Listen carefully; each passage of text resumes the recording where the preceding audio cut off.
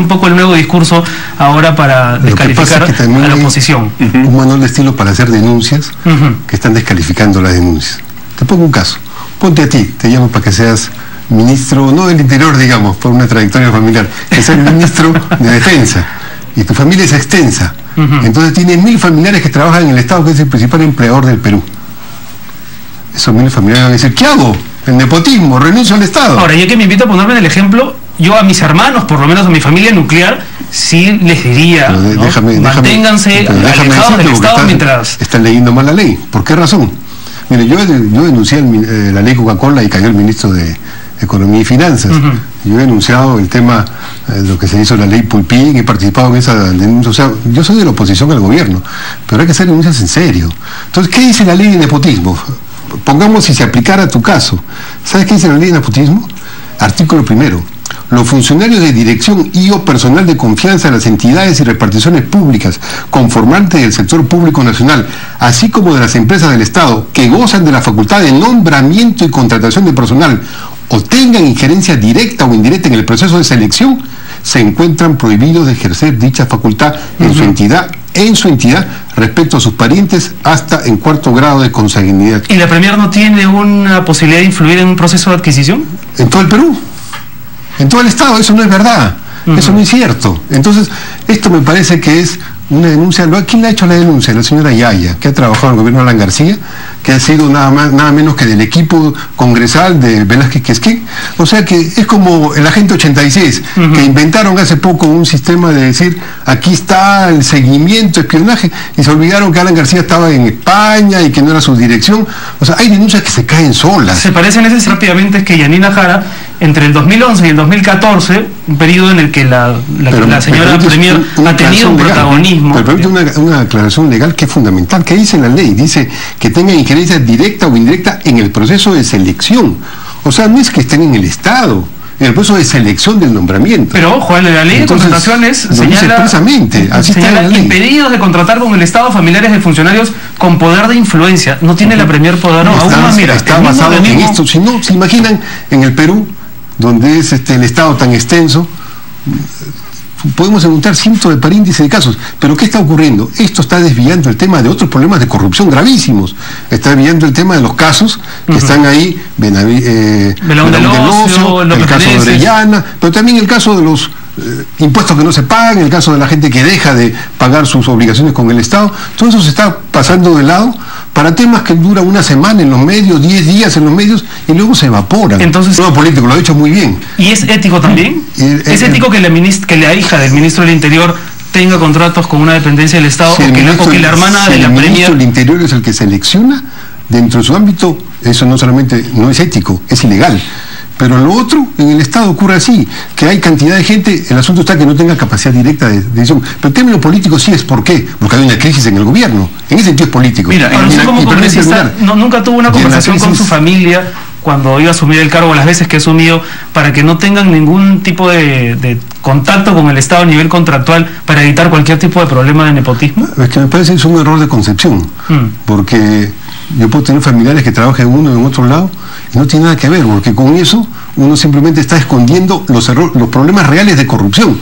¿Por qué la asesora de Velázquez Quesquén está queriendo tapar los narcoindultos, está queriendo tapar todo el problema de corrupción inmensa denunciado en el caso de García? No se toca. O sea, es más importante que la denuncia, ¿quién hace la denuncia en este caso? No, en este caso es para ver que la denuncia es un distractivo. El tema central es que ha habido ahora en una crisis política en el gobierno, porque ha habido un seguimiento y un reglaje a la vicepresidenta. Ese es un tema central.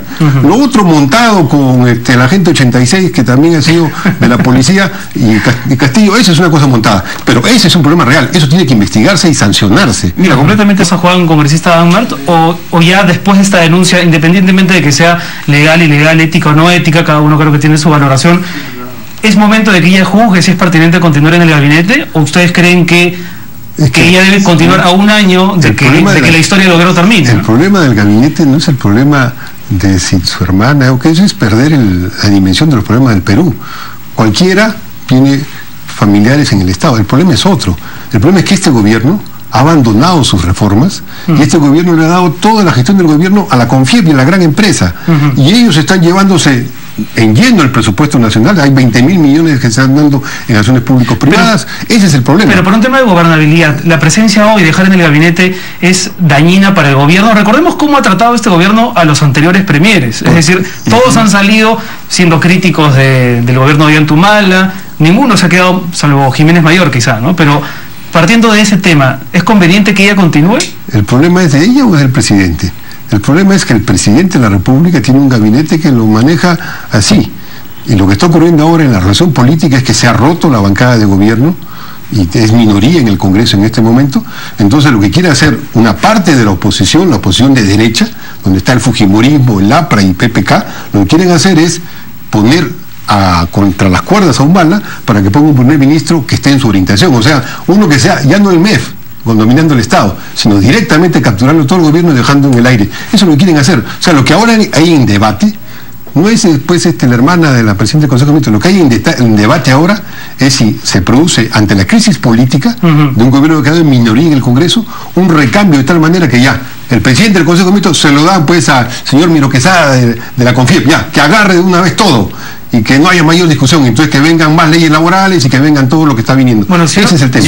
Esa credibilidad y ese apoyo que hace algunos meses quizá tenía, porque se hablaba de ella antes de que el fenómeno Urresti estallara, por lo menos mediáticamente, se hablaba de Jara como el cuadro que iba a heredar probablemente la candidatura presidencial. Bueno, por eso, yo creo que él pierde la brújula cuando el MEF es el que dirige realmente el gobierno.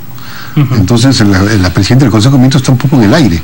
Pero Manuel, quien dirige el gobierno, ¿cuánto tiempo tiene en el gabinete? ¿Cuánto tiempo tiene en el gabinete Ana Jara? Que está directamente representando a la gran empresa que está ahora haciendo las políticas de Estado con su único partido. El único partido que hay en el Perú es el Diario del Comercio, que tiene un partido estratégico, o sea, que genera temas, plantea agendas, construye agendas para marcar el escenario político. Entonces, lo que tiene Ana Jara es que está en minoría en esa condición, y este gobierno está en ese dilema. O el gobierno se lo da directamente a ellos, ¿o qué hace? Pero esa tesis con el ministro de Economía anterior quizá tendría un poco más de asidero, pero Segura es un ministro... tiene más importancia. Este ministro acaba en plena crisis de entregar 20.000 millones de dólares, nada menos que a APPs por los próximos 5 años. Y ha escogido dentro de 60 proyectos 22, sus amigos. Y los ha escogido públicamente. ¿El país sabe sobre eso? ¿A quién le ha dado? ¿Cómo le ha dado? ¿En qué condición le ha dado? ¿La Constitución qué dice? De notarios públicos. Cánsense, la guerra sucia no prevalecerá.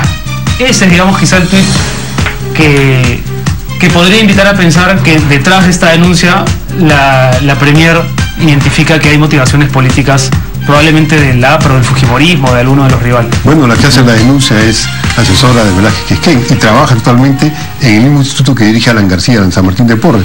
Entonces no digamos que es fuera de la política, ¿no? Vamos a